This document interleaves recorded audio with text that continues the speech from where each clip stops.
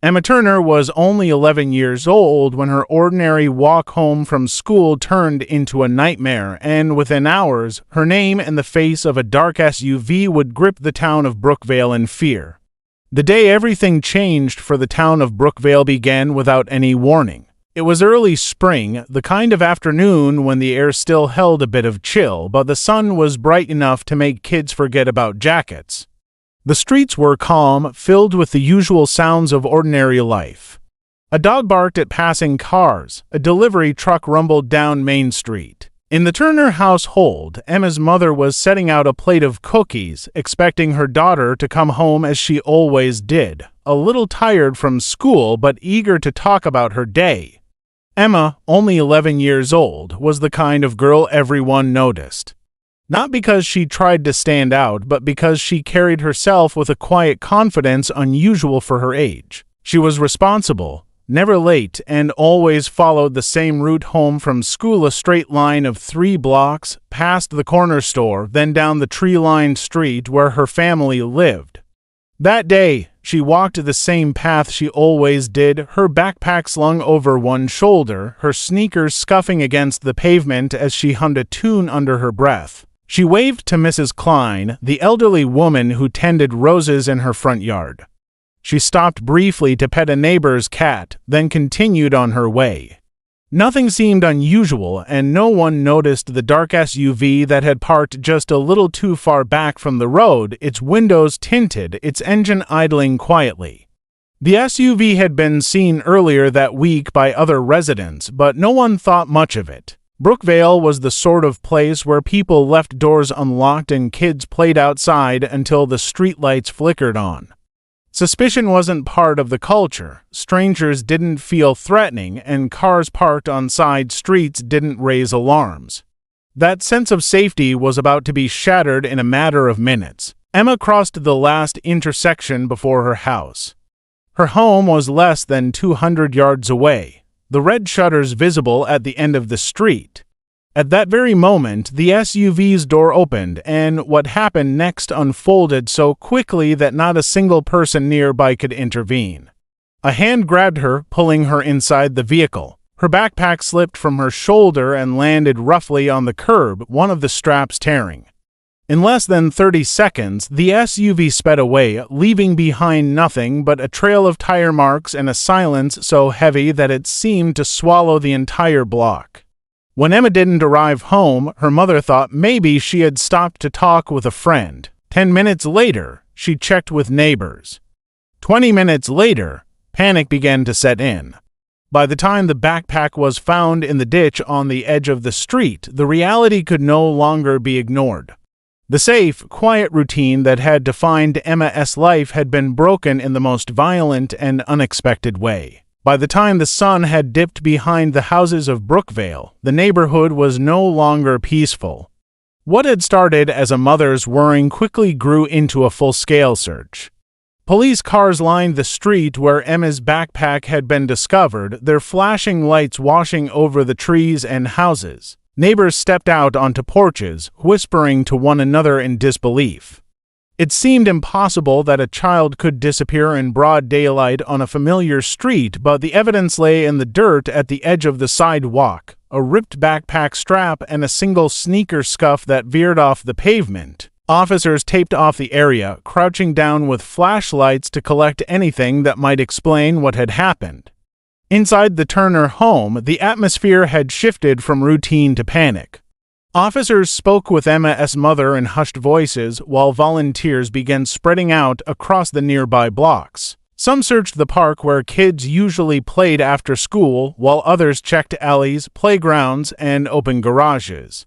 Every doorbell in the area was rung. Families called out her name, hoping she might emerge frightened but unharmed from behind a bush or hiding spot. But with every passing hour, that hope felt thinner. The investigation moved quickly. Detectives pulled security footage from the corner store Emma always passed.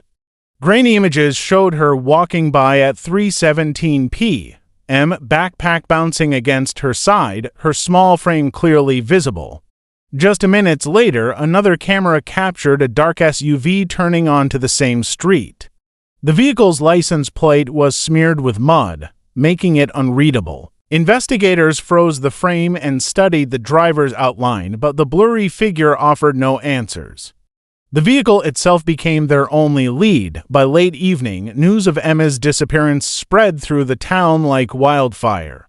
Parents kept their children indoors, locking doors that had rarely ever been locked before. The idea that someone had managed to take a child off the street without being seen left everyone unsettled. Some neighbors admitted to having noticed the SUV in previous days but hadn't thought it unusual enough to mention.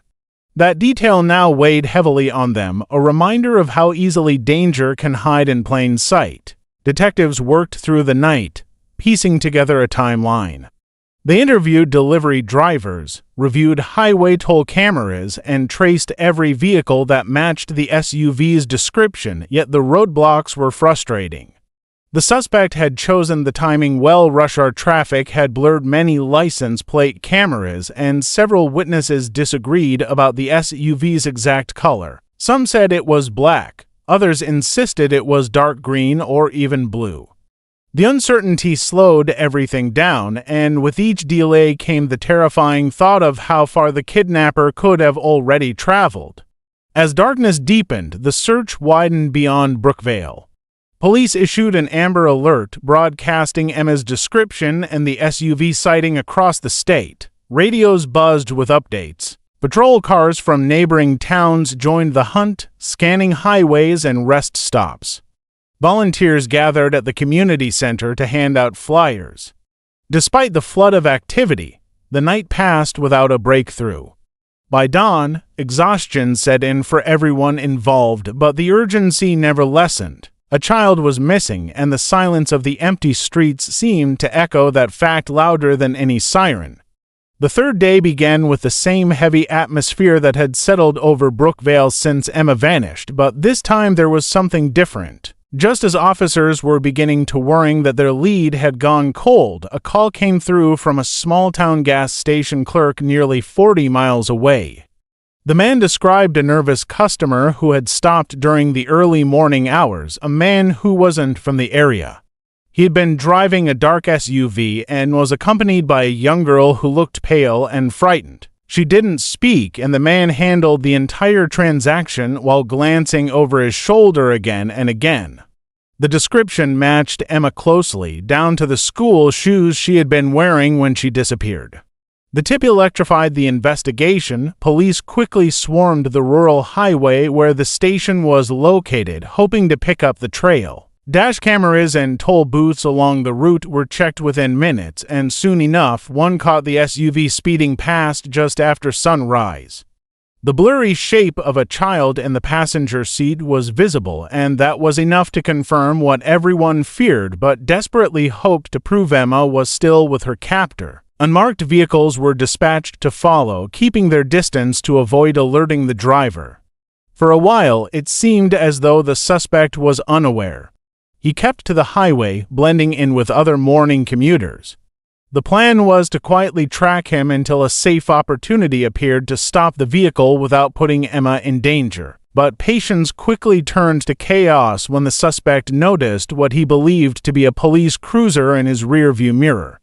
Instead of continuing on his path, he reacted with sudden aggression, pressing the accelerator and cutting across lanes. The calm surveillance instantly became a full-fledged chase.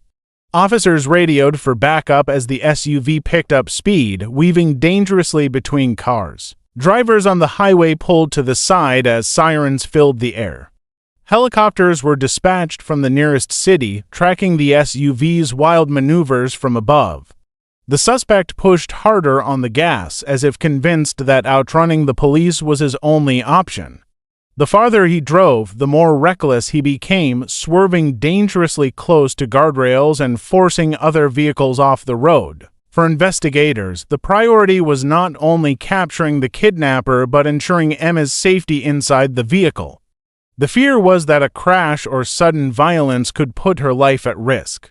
Negotiators were placed on standby in case the chase came to a halt and the suspect tried to make demands. Every mile heightened the stakes. What had started as a small-town disappearance had now turned into a high-speed pursuit watched by patrol cars, helicopters, and dispatchers across the state. The moment of truth was approaching quickly. The suspect had revealed himself, no longer hiding in shadows or blending into quiet neighborhoods. He was exposed, desperate, and dangerous. What the officers didn't know yet was how far he was willing to go or what Emma was enduring in those terrifying minutes as the SUV roared forward with the weight of an entire community's hopes pinned on her survival. The chase ripped across the interstate like something out of a nightmare, every passing mile turning the situation more dangerous. The SUV thundered down the highway at speeds that pushed past 100 miles an hour, its engine screaming as the driver fought to stay ahead of the pursuing cruisers. The flashing lights behind him created a surreal sight, red and blue strobes reflecting off the windows of passing vehicles as startled drivers swerved aside. Some nearly collided as they rushed to clear the path. From above, a police helicopter tracked every movement, its spotlight ready for when the pursuit eventually left the main road. Inside the SUV, Emma sat trapped, the seatbelt across her chest the only thing holding her steady as the vehicle jolted wildly from lane to lane. Every swerve threatened to send the car spinning. The suspect gripped the wheel tightly, his knuckles pale, eyes darting constantly between the road ahead and the mirror behind. He was cornered, and the fear that fueled his driving made him even more dangerous. Officers knew one wrong move could end in disaster, and yet they couldn't risk letting him vanish into the countryside. As the chase stretched on, the suspect made an unpredictable move. Rather than continue on the highway, he veered suddenly toward an exit ramp, nearly clipping another car as he did. Tires screeched, smoke filled the air, and the SUV hurtled down a rural road lined with fences and fields. The terrain grew rough, the pavement narrowing until it broke into gravel. Dust clouds rose behind the vehicle, blinding officers who struggled to keep up. The helicopter remained steady overhead, guiding units around sharp bends and blind curves as the SUV pressed forward into open farmland. The suspect, realizing the police presence above him, grew more frantic. He tore through a wooden fence, splintering it into pieces as the vehicle lurched onto private land. Cows scattered across the pasture while the SUV carved deep tracks in the soil. Officers followed cautiously, their own vehicles struggling to handle the uneven ground. Over the radio, commands were issued to create a blockade ahead, predicting the suspect's likely escape route back onto the main road. But the chase was reaching its breaking point. The SUV slammed through another fence, fishtailed across a ditch, and skidded back onto a dirt lane. Its tires had been punished beyond their limits, and the front axle groaned under the strain. With every second, the driver's control weakened. Sparks flew as the undercarriage scraped against rocks and debris. Still, he pressed forward, desperate to stay free, desperate to outrun the walls closing in on him. Then came the inevitable. Attempting to swing the vehicle back toward a paved road, the driver misjudged the turn. The SUV's wheels dug into the soft earth at the edge of a deep ditch. Momentum carried it forward, and with a violent crash, the front end slammed downward, crumpling on impact. The sound of twisting metal echoed across the empty fields as the vehicle came to a sudden, final stop. Within moments, officers surrounded the scene, weapons drawn, engines rumbling as they prepared to confront the man who had thrown an entire town into fear and chaos. The silence after the crash was deafening, broken only by the hiss of steam rising from the SUV's hood. Officers moved in quickly, forming a ring around the vehicle. The suspect sat slumped behind the wheel, dazed but conscious, gripping the steering wheel as though it could still carry him forward. Seconds later, the passenger door was wrenched open by an officer, and Emma was pulled out of the car. She was shaken, her face pale, but she was alive. Wrapped in a blanket and carried away from the wreck, she looked back once at the mangled vehicle, as if trying to make sense of how her short walk home had led to this terrifying ordeal. Paramedics checked her immediately, confirming that aside from minor bruises, she was unharmed. Relief spread through the officers, but their focus quickly turned to the man who had taken her. The suspect resisted briefly, thrashing against the hands that pulled him from the driver's seat, but his strength was gone. Handcuffs clicked shut around his wrists, and for the first time in days, the pursuit was truly over. The man who had thrown a quiet town into chaos now stood exposed in the bright glare of police lights, powerless and defeated. Back in Brookvale, news of Emma's rescue traveled fast. Families who had kept their children indoors for days finally let out the breath they had been holding. Strangers who had gathered at the Turner home to offer support hugged one another when the news broke. The story that had begun with fear was ending in relief, though no one could forget how close it had come to tragedy. Emma's mother, who had lived through hours that felt like years, rushed to the hospital where her daughter was being taken for evaluation. Their reunion was quiet but powerful, a moment of safety restored after nearly being lost forever. As investigators dug deeper into the suspect's life, the pieces of his motive began to fall into place. He wasn't a stranger to the law. His record included petty thefts, trespassing, and multiple charges for unstable behavior. But this crime was different. This time, his desperation had crossed a line that horrified even seasoned detectives. Court documents later revealed that he had recently lost custody of his own child after a long legal battle. In his mind, taking Emma was a way to fill that void, a twisted attempt to replace what he had lost. He carried no ransom notes, made no demands for money. He simply wanted to take a child and disappear. For Brookvale, the ordeal became a lasting reminder of how fragile safety can be. Parents who once let their children roam the streets freely now watched them more closely. Neighbors who had barely exchanged greetings began to look out for one another with renewed vigilance. Though Emma survived, the marks of those days lingered across the town like faint shadows. What had begun as a walk home from school had spiraled into a high-speed chase broadcast across the state, a nightmare no one could have predicted. And yet, against the odds, it had ended with the one outcome everyone prayed for: a child returned, alive, and a community forever changed.